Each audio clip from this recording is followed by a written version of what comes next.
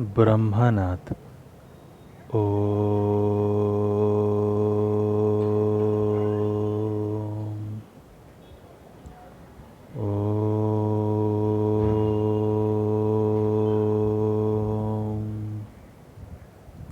Shanti Shanti Shanti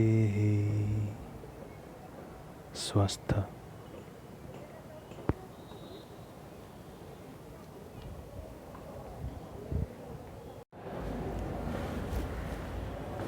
Hello students, in the previous class we discussed about the blood clotting or the blood coagulation.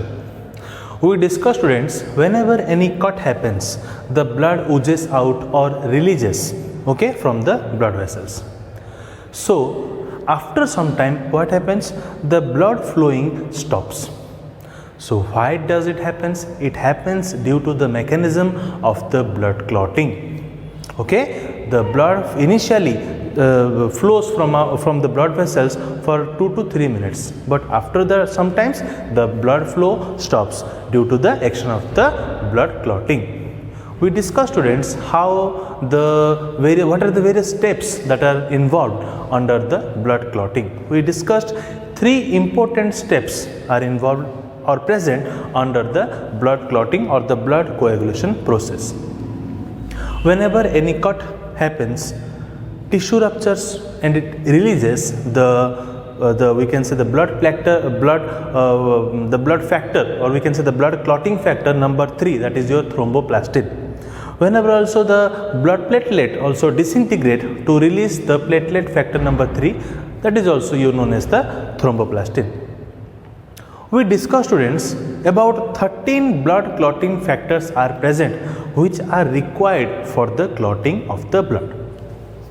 Next we discussed the hemophilia. What is the hemophilia? It is the bleeding disorder in which what happens, the blood clotting capacity, or we can say the blood does not clot. That is why the blood loss happens or the blood flow happens after the injury or the cut for several hours, which may also cause the death of the person.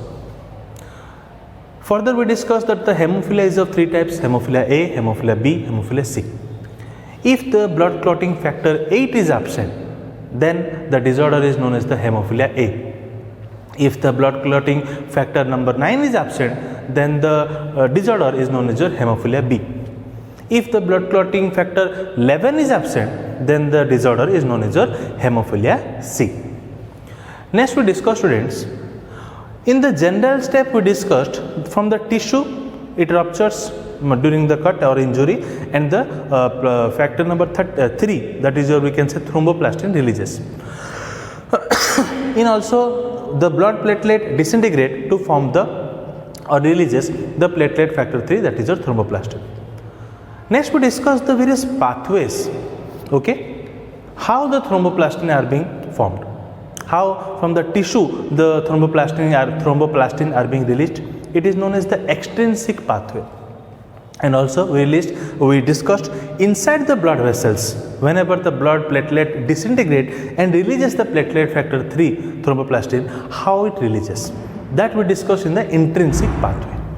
So by this we completely discussed the blood clotting in our previous class. Today students, we will discuss one of our important, we can say, type of short note, that is your we can say the lymph. As we discussed student, the complete elaboration of the blood, similarly lymph is also we can say a extracellular fluid. Similarly, as the blood is being flowing inside the blood vessel, similarly lymph is also flowing inside the lymphatic vessel. Students, in the blood we discussed it consists of the cellular part, the plasma part. Similarly, lymph also consists of the corpuscle part, or we can say the cellular part, and also the plasma part. But the difference is, in the blood the RBC is present, WBC is present, the platelet is present, but in the case of the case of the lymph students, only the leukocyte or the lymphocytes are only present. And also yes, the lymph plasma is present, but as we compare the plasma protein in the case of the lymph plasma is quite low as compared to the blood. So lymph, we can say, as in the case of the blood also, it was also a connective tissue. It is also a mobile connective tissue consisting of the lymph corpuscles and the lymph plasma. Let's write our first point.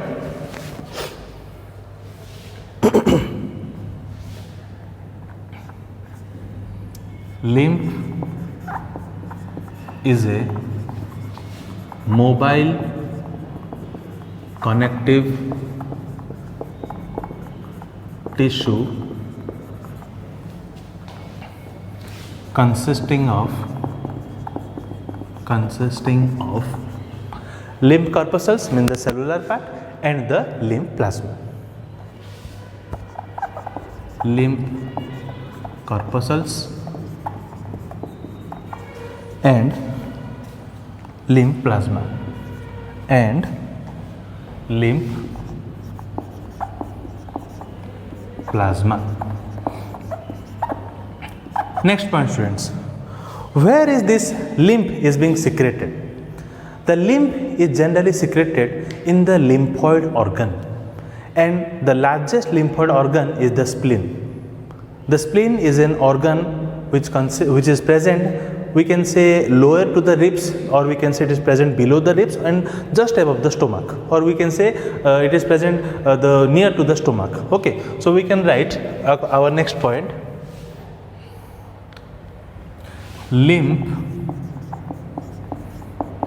is secreted by lymphoid organs,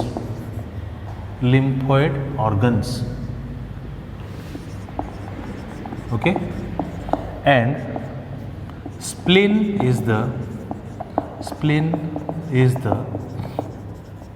largest lymphoid organ. Okay. Next point, students, other lymphoid organs are also present, such as your tonsil, then the lymph node, Peyer's patches, thymus gland. Okay. Other lymphoid organs are such as we can say the tonsils.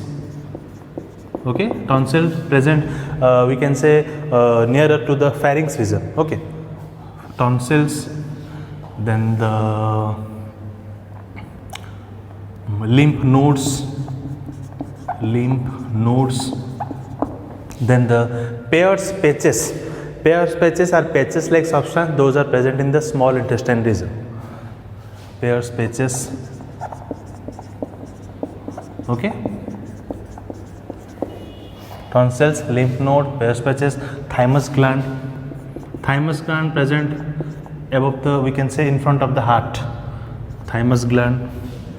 Okay, so these are the various, we can say, the lymphoid organs. Okay, next come to the, we can say, the function. What are the various function of the lymph? So, but before going to the function, let us discuss, student, what are the main composition of the lymph. See, students, I have done the schematic way. Lymph consists of, obviously, the cellular part and the plasma part. The cellular part is known as the lymph corpuscles and the liquid part is known as the lymph plasma. The lymph corpuscles consist of the leukocytes only. It does not consist of the RBC or the erythrocyte or the platelet. Simple. Next, lymph plasma obviously consists of the water part. Okay, it also consists of the organic constituents and also some inorganic constituents. Obviously, in the organic constituent, students, it have the high amount of glucose concentration. Okay, and also it consists of the globulin protein. Whereas in the case of the inorganic constituents, it consists of various inorganic constituents, but less amount of calcium and phosphorus is being present. And also the plasma protein which is present in the case of the lymph plasma is quite low as compared to the blood plasma. We discussed, student, in the blood plasma the plasma proteins are present. Similarly, in this case also plasma protein is present, but it is less as compared to the blood protein. Okay, let's write down the next function of the lymph. First function, students, it acts as the middleman between the blood and the tissue.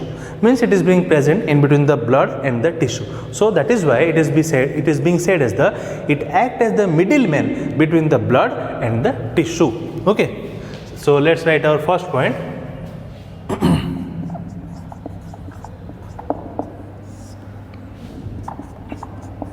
It acts as the middleman. It acts as the middleman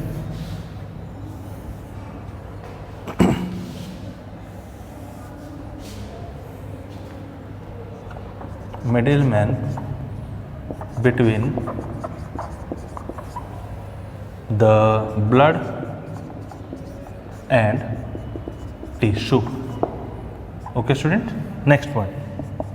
It helps in keeping the body cells moist. As it consists of the water, obviously it helps in keeping the body cells moist. Moist means what?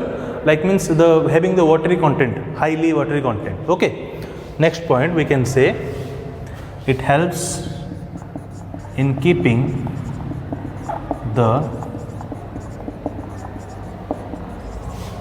body cells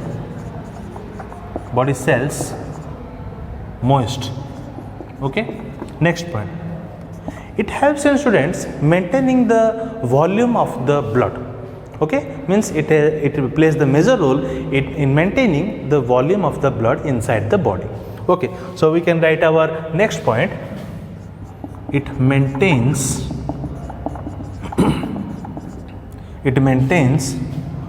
the volume of blood. Okay. Next point, students. It is phagocytic in nature. Students, what is the phagocytic in nature means? See, suppose a foreign particles enter inside our body. What it does, the lymph, we can say it acts as the phagocytic in nature means the phagocytic cells are being activated. Means suppose when some foreign particle will come, the phagocytic cells will come and engulf that foreign particles which is harmful for us. That phagocytic cell will engulf that foreign particles and make them disintegrate, or we can say make them harmless, so that it cannot cause harm to our body. So we can write our next point. It acts as the or we can say it is phagocytic in nature. Okay, it is phagocytic in nature. It is phagocytic in nature. Next point, students. It helps in transport of the digested food materials. Okay, we know the food, when it enters into our body, it is being digested. So it also helps in the as it acts as the extracellular fluid, it helps in the transport of the digested food materials. Okay, so we can write it helps in transport of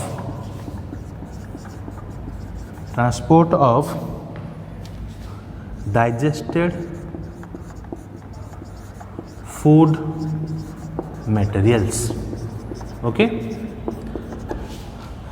Last point, students, or last function. As we know that the lymph are being secreted from the lymph nodes. Lymph node means what, students? Lymph node means such as the blood vessels, these are the lymphatic vessels. These are the lymphatic vessels. Okay. This segment is known as your lymph node.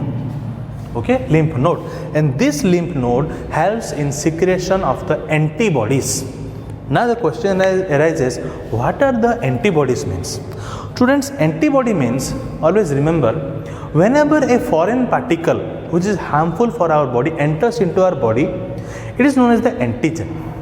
Against that, whenever the antibody means, or we can say our immunity system forms various antibody to fight against that antigen. Okay, listen, once more I am saying you, whenever foreign particle enter into our body, our immunity system gets activated, and in against to that particular antigen, our immune system forms the antibody which fight against that particular antigen and prevents us from that foreign particle. Okay, so what happens, how the antibodies are being formed? So these lymph nodes which helps in the secretion of the lymph, those help in secretion of the antibody. So we can write our next point. Lymph nodes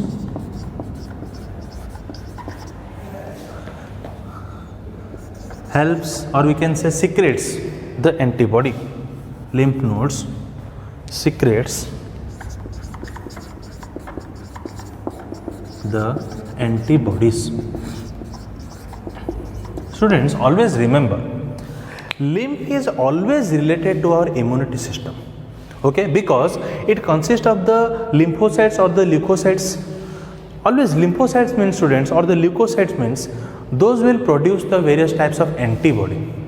Antibody is means it is being helpful in the case of the any foreign particles enter inside our body. What that antibody does? Antibody fight with that antigen. So we can say that the lymph plays a major role in case of providing our immune system, or we can say it makes our immunity system stronger. Or also we can say whenever any foreign particle enter into our body, it responds, or we can say our immunity system gets activated. It activates our immunity system so that we can fight against that foreign particle. Okay, students. So now we discuss the complete portion of the lymph. Blood is different, lymph is different. Blood is flowing in the blood vessel, but the lymph is flowing in the lymphatic vessel. Let's have a quick recap.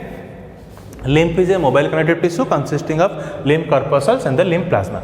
Lymph is secreted by the lymphoid organs, and the largest lymphoid organ is your spleen. Other lymphoid organs are also present: the tonsils, lymph node, Peyer's patches, thymus gland, etc. Function, here we will discuss. Lymph corpuscle consists of the leukocyte or the lymphocyte, but RBC platelet are absent. Lymph plasma consists of water, organic constituents such as high glucose concentration, globulin protein, etc. Inorganic constituents are also present, but calcium and phosphorus is less. And also less plasma protein is present as compared to the blood protein. Function, it acts as the middleman between the blood and the tissue. Next, it helps in keeping the body cells moist as it consists of water. Next, it maintains the volume of the blood. It is phagocytic in nature, means whenever the foreign particle will enter, it will engulf the foreign particle, or we can say it helps to, or we can say it acts as the phagocytic in nature. Next, it helps in transport of the digested food materials. Lastly, lymph node secretes the antibody. Okay, students, please note down.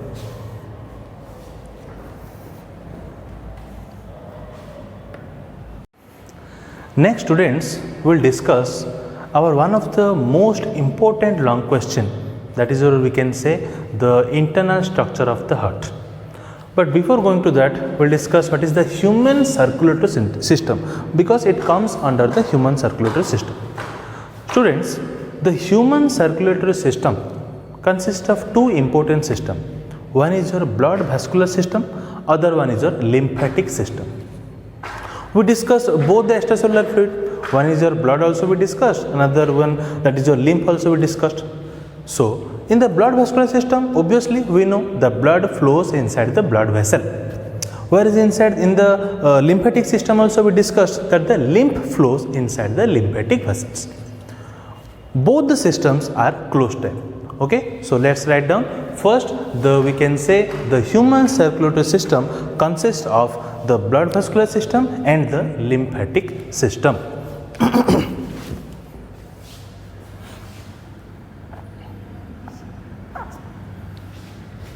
The human circulatory system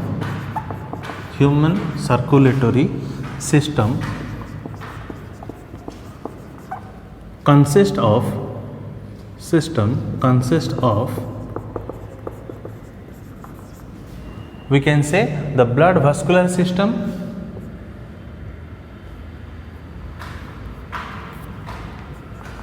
blood vascular system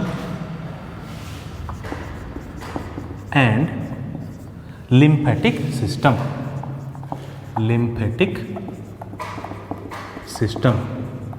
Okay.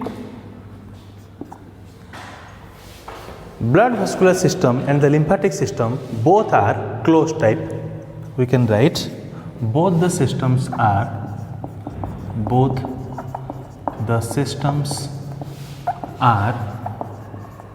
closed type. Okay. Next, our point of discussion is the blood vascular system. The blood vascular system consists of the heart, the blood and the blood vessels in which the blood flows. The blood vascular system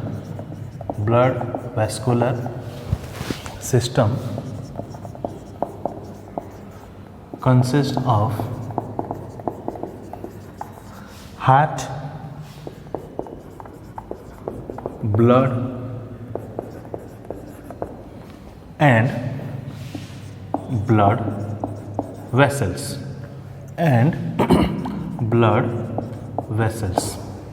Okay students, next our important the topic will come, that is your heart. But while writing long question, you should write this much of introduction. Always remember students, while you are writing any long question, some sort of introduction is must required. So you will write this much the introduction, then we'll go to our core topic.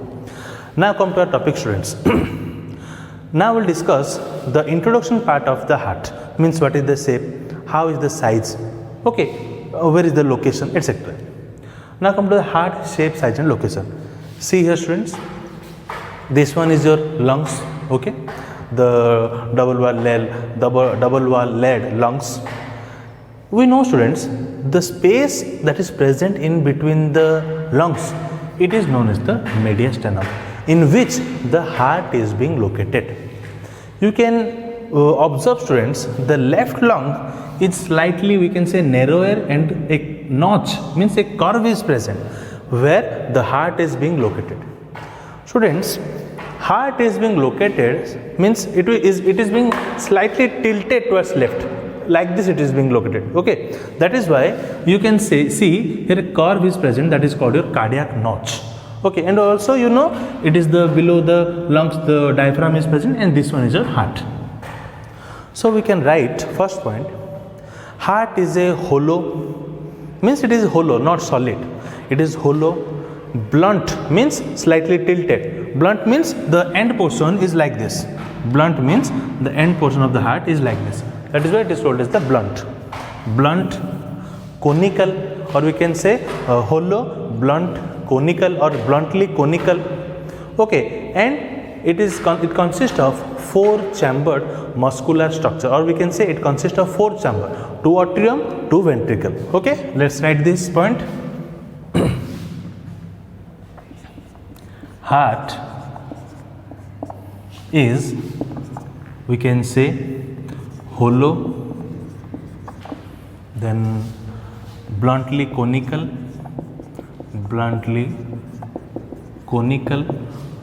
and 4-chambered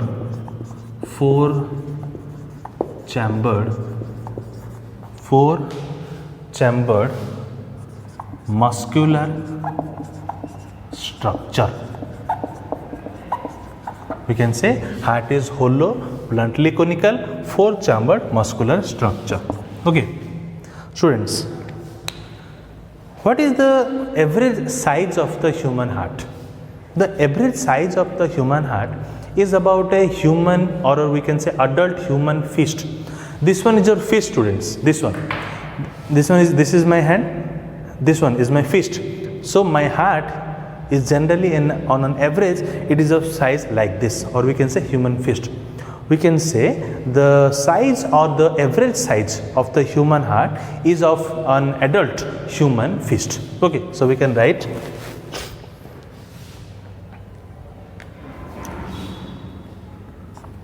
the average size of the human heart is about an adult human fist. Okay, now come to the length. The length is around 12 cm and the breadth is around 9 cm, weighing around 300 gram. Length is about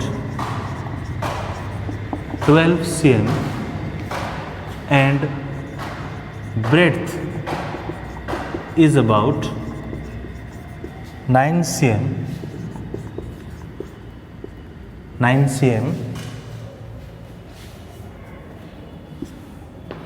and weighing around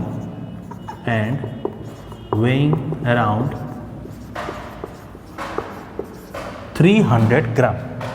Weighing around 300 gram. Okay, 300 gram. But in the case of the male or the adult male, the weight of the heart is quite more as compared to the female.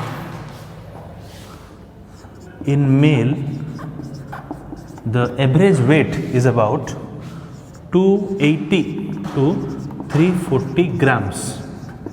Okay, whereas in the case of the female, means adult, always remember, male means I am writing always the adult one. Okay, adult one, always remember adult male. Similarly, in adult female, its weight is around how much, friend? 230 to 280 grams. 230 to 280 grams. Okay, students, so this much is about your introduction. See, the human circulatory system consists of blood vascular system and the lymphatic system. Both the systems are closed type. Blood vascular system consists of the heart, blood and blood vessels. Shape and size and location. Heart is hollow, bluntly conical, 4-chambered muscular structure. The average size of the human heart is about a human fist. Length is around 12 cm, breadth is around 9 cm, weighing around 300 grams. In male, weight is around 280 to 340, and in the female, the weight is around 230 to 280 grams. Okay, students, please note down.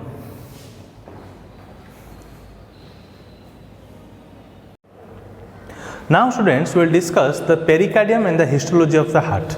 Means what is the covering that is present on the heart, or we can say what are the wall that is present on the heart. Okay, so first we will discuss the heart is enclosed in a double walled sac that is called the pericardium. Okay, let's write the first point.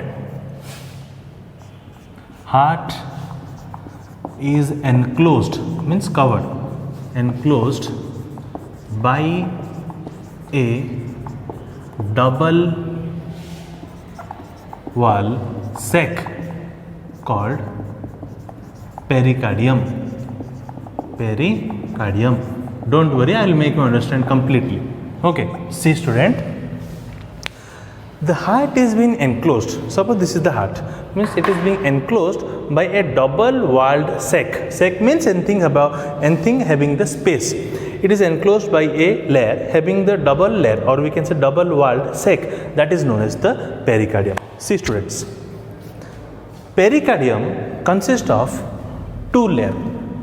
One is we can say the outer fibrous pericardium and the inner. See, this one is your pericardium. Okay, this blue thing, the green thing you can see, from this green thing up to this black. Okay, this completely is your pericardium. This pericardium, as I said you, it is a double walled sac. Look, I am writing pericardium. As I said you, it is a double walled sac like structure. It consists of outer fibrous pericardium and inner, this one, this green one, this is called the serous pericardium. It consists of two things. Okay, the outer fibrous pericardium, okay, and it is made up of tough connective tissue, tough connective tissue, whereas the inner layer is known as the inner one is, we can say, inner serous pericardium, inner serous pericardium. See what happens. As I said, you students, this green one is your, we can say, the serous, and this black one is your, we can say, fibrous. Okay, so this fibrous pericardium is closely associated with the lungs. Okay, as we have the space that is called the mediastinum, so it is the fibrous pericardium. It is being closely associated, or we can say attached to the lungs where the heart is being situated. So this inner serous pericardium is further divided into two layers. You can see this green one is known as your parietal or outer parietal layer of serous pericardium, whereas this green layer you can see here, this one is known as the inner visceral layer of serous pericardium. Understood, students? Further, this is being divided into two types: inner visceral layer of serous pericardium, inner visceral layer of serous pericardium, okay, whereas the outer, we can say, the parietal layer of serous pericardium. Outer one is outer parietal layer of serous pericardium. Okay, students, remember this outer parietal layer of serous pericardium is being closely attached or contact to the fibrous pericardium. Okay, this outer pericardium is closely attached, this one, okay, only this one, the outer parietal layer of serous pericardium closely contact with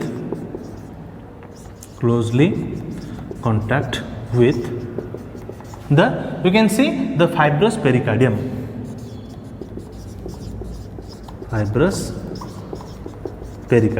okay, and the space in between the parietal layer of serous pericardium, this one, and the visceral layer of serous pericardium is known as your pericardial cavity, and the fluid which is present inside the pericardial cavity is known as the pericardial fluid, which act as a shock absorber. It prevents from external shock. Okay, it helps for the lubrication. Lubrication means what? It helps in the proper working of the heart, or we can say it minimize the damage of the heart from any external pressure or any shock. That is why we can also say the pericardial fluid also act as a shock absorber. Okay, students. Now, so this much you understood. Once more I am saying, the heart is enclosed by a double walled sac called the pericardium. Pericardium, this whole segment is pericardium, from this green to this black pericardium. It consists of outer fibrous pericardium and inner green one, that is called the serous pericardium. Serous pericardium is further divided into two layers. This layer, green one, is called the parietal layer or the outer parietal layer of the serous pericardium, and this green one is known as the inner visceral layer of serous pericardium. In between the two layers, the parietal and the visceral, it have the, we can say, the cavity that is called as the pericardial cavity, and the fluid that is called the pericardial fluid.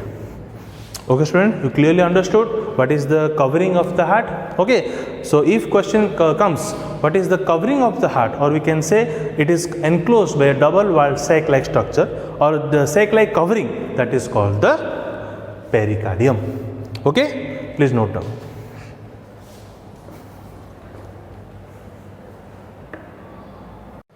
Now students, come to the writing part which I have told you, means the pericardial cavity. What I told you, The space between the outer parietal layer of serous pericardium and the inner visceral layer of serous pericardium is known as the pericardial cavity, and the fluid which is present inside the pericardial cavity is known as pericardial fluid.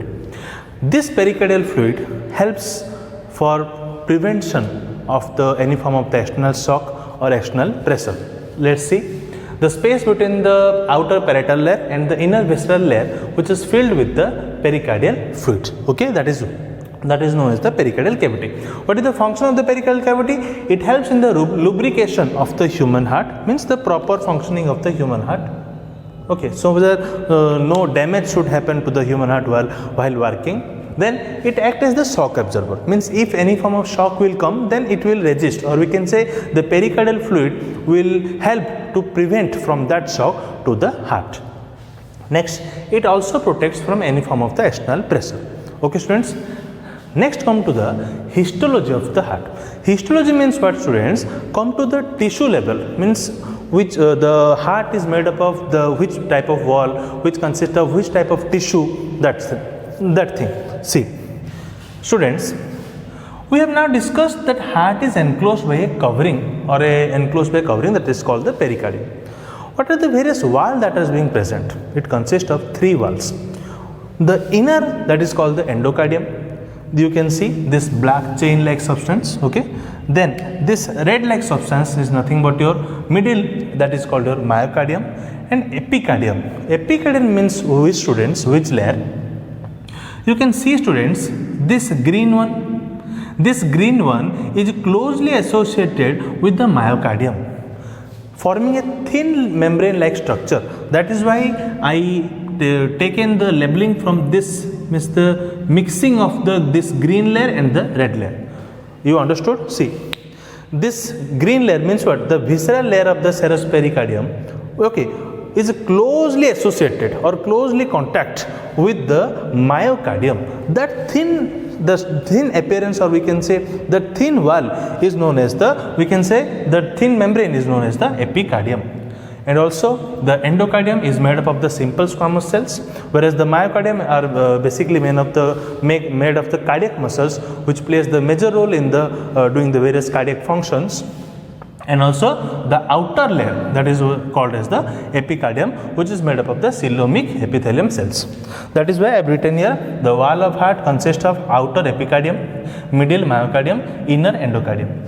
Outer epicardium made up of the coelomic epithelium cells, the middle myocardium made up of the cardiac muscle, and the inner endocardium made up of the simple squamous epithelium cells. Okay, students. So this much we can say of the introduction part of the human circulatory system. In the next class we will discuss completely a diagram showing the detailed internal structure of the human heart in a very interesting way. Okay, so today we discussed firstly the limb, which is a mobile connective tissue which consists of the limb corpuscles and the limb plasma. Okay, we also discussed it is being secreted in the lymphoid organ. Spleen is the largest lymphoid organ. Various function also we discussed. It acts as the middleman between the blood and tissue. It maintains the volume of the blood. It keeps the body cells moist, etc. Lymph node secretes the antibody. Next, we started the human circulatory system. It consists of the blood vascular system and the lymphatic system. Both are closed-tight, whereas the blood vascular system consists of heart, blood, and blood vessels.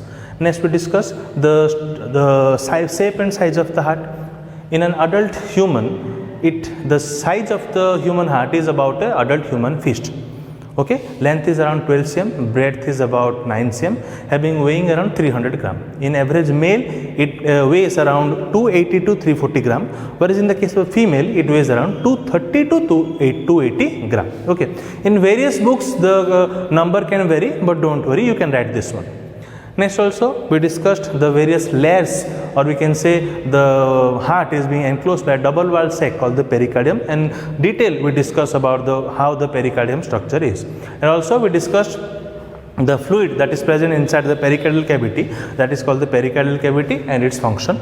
And lastly we discussed what are the 3 walls present in the heart, that is the outer epicardium, middle myocardium, and the inner endocardium, and made up of which type of cells.